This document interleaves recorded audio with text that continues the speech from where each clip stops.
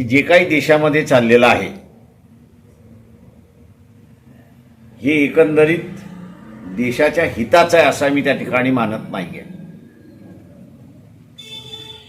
धर्माचं राजकारण असतं तर तेवढ्यापुरतं मर्यादित असतं, आपण समजू शकलो असतो. पण आता हे धर्माचं राजकारण राहिलेलं नाही, तर या इतर गोष्टींवरती सुद्धा राजकारण त्या ठिकाणी चाललेलं आहे अशी असणारी परिस्थिती आहे. आणि कुठेतरी एक वास यायला लागलाय असं मी त्या ठिकाणी मुद्दामून वास हा शब्द मी त्या ठिकाणी वापरतोय की इथले सर्व राजकीय पक्ष संपवण्याच्या मार्गावरती आहेत अशी असणारी परिस्थिती आहे.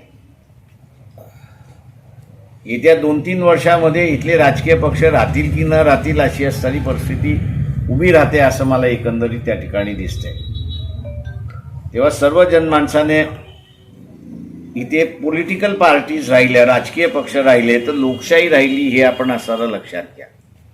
एकच राजकीय पक्ष झाला तर इथला असणारं हुकुमशाही येण्याची दाट शक्यता आहे आणि त्याच दृष्टीने वाटचाल चाललेली आहे. आम्ही असणारा हा EVMचा इश्यू पब्लिकली सिरियसली त्या ठिकाणी याच्यासाठीच घेतला आहे की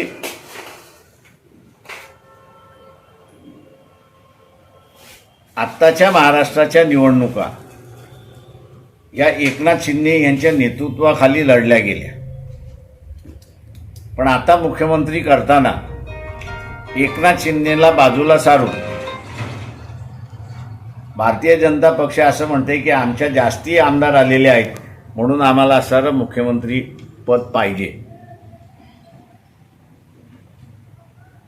तो त्यांचा इंटरनल प्रश्न आहे, हे बरोबर आहे. परंतु म्हणून मी मगाशी शब्द जो वापरला वास यायला लागलेला आहे तो म्हणजे की पॉलिटिकल पार्टीजचं अस्तित्व संपवण्याची प्रक्रिया कुठेतरी सुरुवात होते का, हा त्याच्यातला भाग आहे असं मी त्या ठिकाणी मानतोय. आणि त्याच्याकडे जनतेने गांभीर्याने बघावं अशीच माझी विनंती आहे. ठळक घडामोडींसाठी देशोन्नती न्यूज चॅनलला सबस्क्राईब करा आणि बेल आयकॉन प्रेस करा. मुंबई, पुणे, नागपूर, मराठवाडा असो का विदर्भ, राजकीय, सामाजिक, शैक्षणिक क्षेत्र असो का क्रीडा, सर्वच घडामोडीचे विश्लेषण पाहायला विसरू नका. फक्त देशोन्नती न्यूजवर.